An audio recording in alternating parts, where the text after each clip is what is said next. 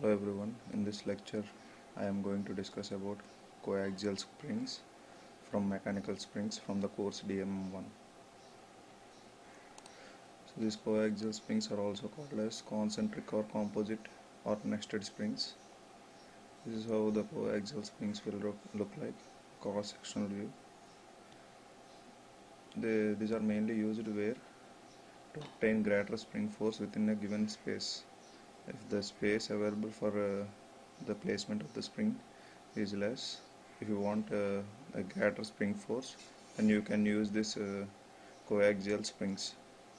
And also to ensure the operation of a mechanism in the event of failure of one spring. If one of the spring fails, the other spring will maintain the operation temporarily, or will maintain the mechanism of this whole unit temporarily.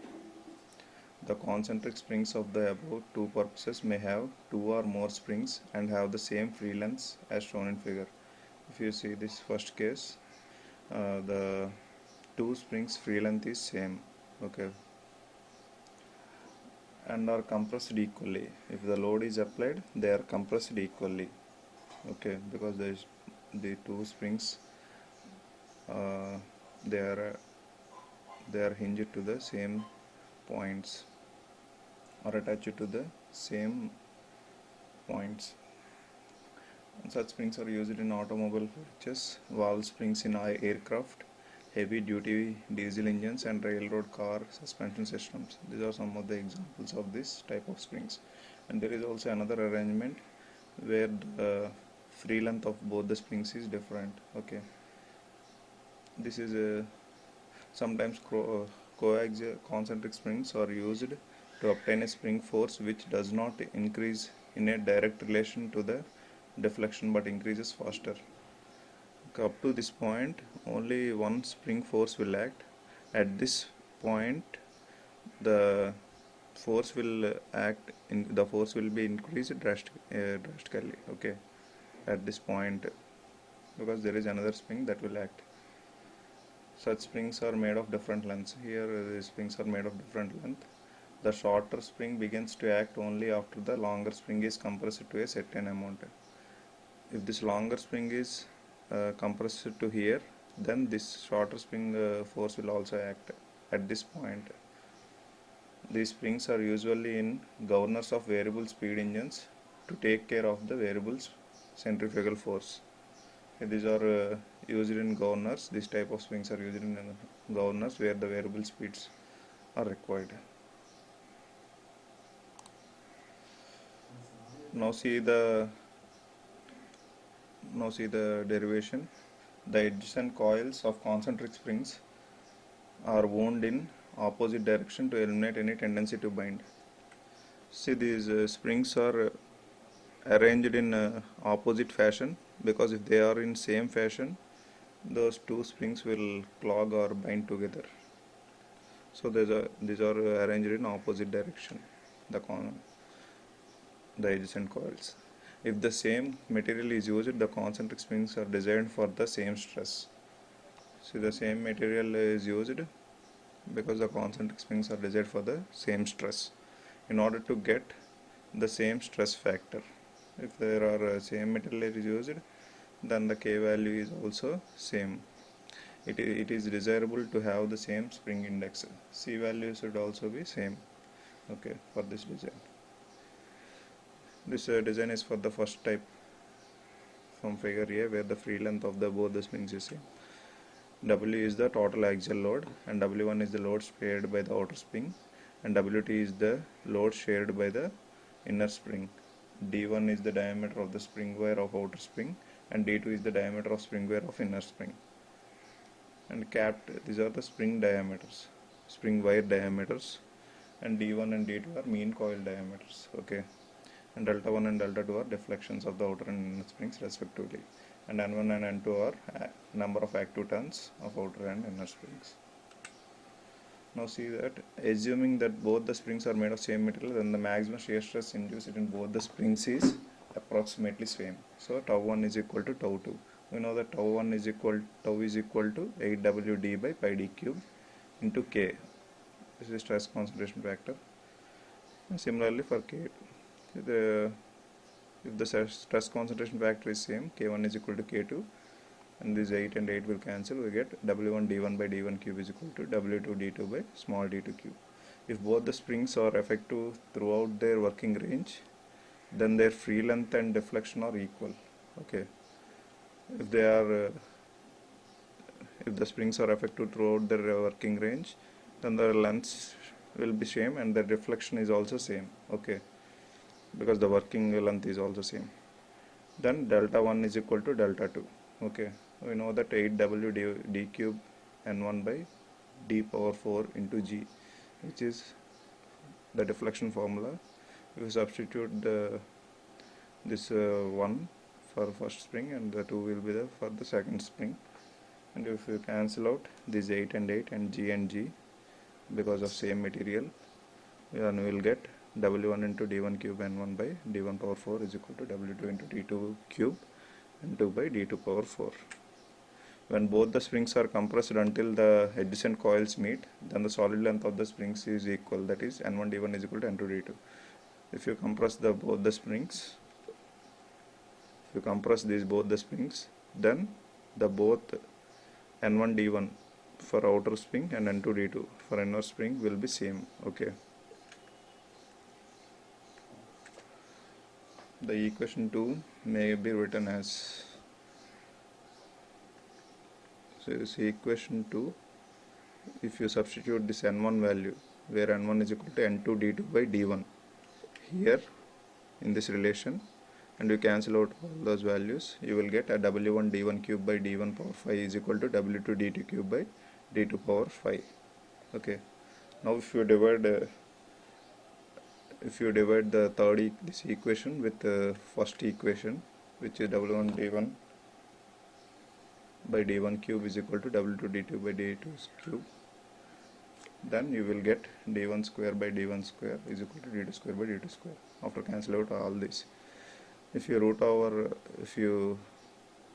square root both the sides, then you will get D1 by D1 is equal to D2 by D2, which is equal to spring index. Okay, that is, the spring should be designed in such a way that the spring index for both the springs is same. From these relations we can find out that the spring index should be same for both the springs. If you, from the equation 1 and 4 we have, from this fourth equation, if you substitute capital D1 is equal to D2 by D2 into small d1 this equation, then you will get this relation, W1 by D1 square is equal to WT by D2 square.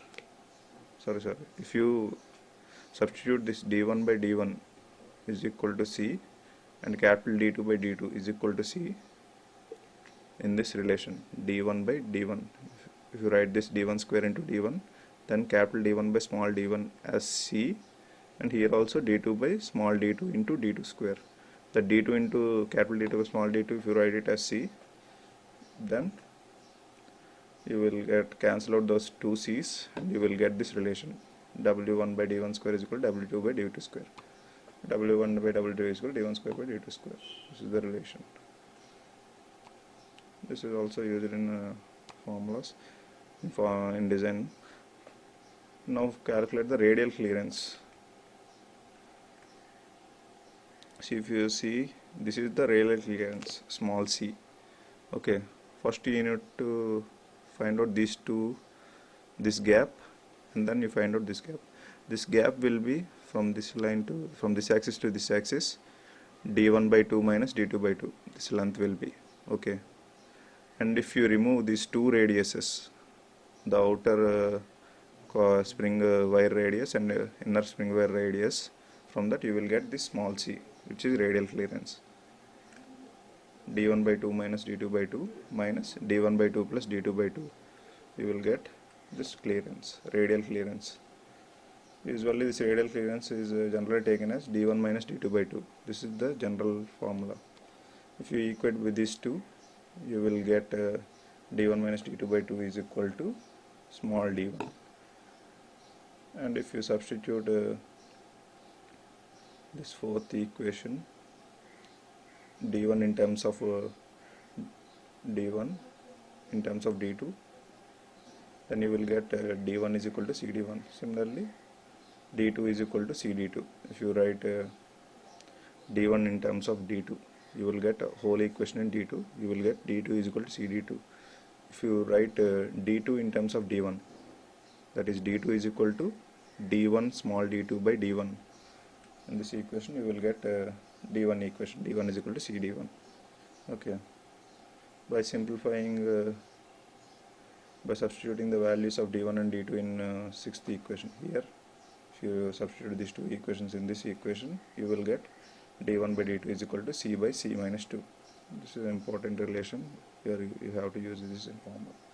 These are all the relations you need to use while designing the coaxial springs. Okay, let's take an example problem. This is not so important in the exam point of view, but you need to learn.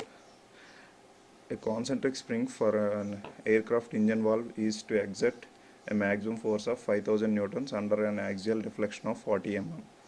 Both the springs have same free length, same solid length, and are subjected to equal maximum shear stress of 850 megapascal. If the spring index for both the springs is 6, find the load shared by each spring, that is W1 and W2. The main dimensions of both the springs, that is capital D1 small d1, capital D2 small d2, and the number of active coils in each springs, that is N1 and N2. Assume G 80 kN per mm square and diametral clearance to be equal to the difference between the wire diameters. Here he is given diametral clearance, not radial clearance. That will be equal to wire diameters, that is d1 minus d2 by 2. See the given data. W is equal to 5000 newtons, deflection 40 mm, tau 1, tau 2, 850 megapascal or 850 Newton per mm square. Spring index 6, G 80 kN per mm square or 80 into 10 cube Newton per mm square. First you need to calculate the load shared by each spring. Okay, for this you need to know the net clearance between the two springs, which will be, see here the net clearance will be C, there are two C's, right? C plus C, which will give you 2C. Similar to this equation, if you write for the diametral clearance, it will be like this. Okay, and it is also given that C is equal to D1, the diametral clearance to be equal to difference between the wire diameters, which is D1 minus D2 by 2. If you substitute D1 minus D2 by 2 here, then 2 and 2 will cancel. You will get this relation, D1 minus D2 minus D1 plus D2 is equal to D1 minus D2. Okay, from this relation you will get D1 by D2 is equal to C by C minus 2, which is 6 by 6 minus 2, 1.5. Okay, and this is also from the design equation. W1 by W2 is equal to D1 square by D2 square. By using this relation, you got one equation by in terms of W1 and W2. These two are unknowns, and W1 we also known that W1 by W1 plus W2 is equal to capital W, which is 5000 newtons. The 5000 newtons should be shared by the two springs, W1 and W2. By using these two relations, we need to find out the W1 and W2, two equations and two unknowns. If you solve these two equations, you will get W1 is equal to 3462 newtons and W2 is equal to 1538 newtons. And main dimensions of both the springs, you need to calculate the dimensions, and we know that wall stress factor K1 is equal to K2 is equal to 4C minus 1 by 4C minus 4 plus 0.615 by C. This is the wall stress factor. We know that tau is equal to K1 into K into 8WC by pi d square. This is the equation for stress, shear stress. If you substitute all the values, known values, K we have already found out 1.2525. We substitute W1, which we have already found out 6 already. C is equal to 6, spring index already given. D1 is only the unknown value. If you find out, you got 8.83, that is similar to 10 mm approximately. And substitute this in this relation, D1 is equal to CD. We know that C is equal, we know that the relation C is equal to capital D1 by small d1. From the relation we can find out capital D1. Similarly, you can find out small d2 and capital D2 by using these relations, but you can also use these relations we have already find out d1 by d2 is equal to 1.5.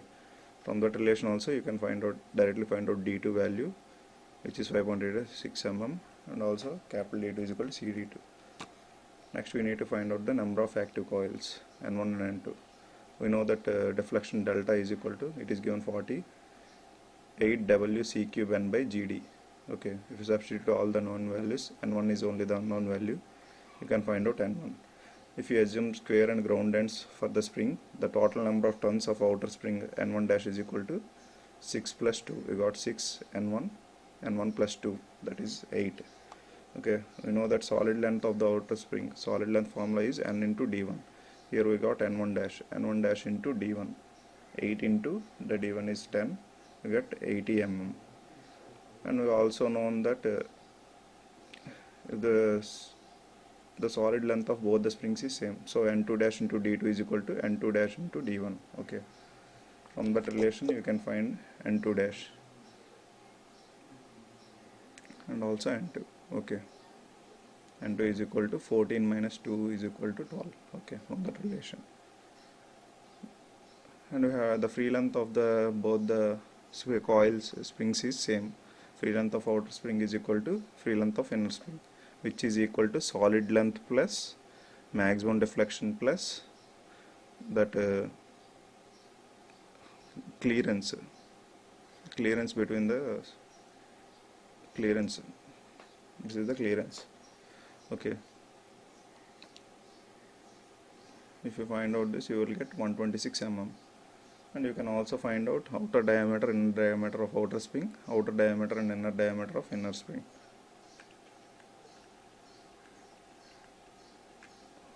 If you want outer diameter, you should add d1 plus this small r1 and small r1. If you both add these two, you will get outer diameter of outer spring.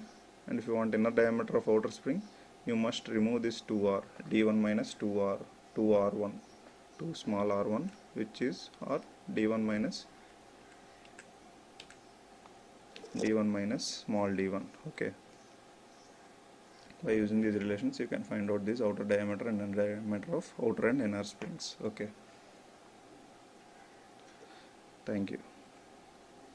For reference purpose you can use RS Coorney.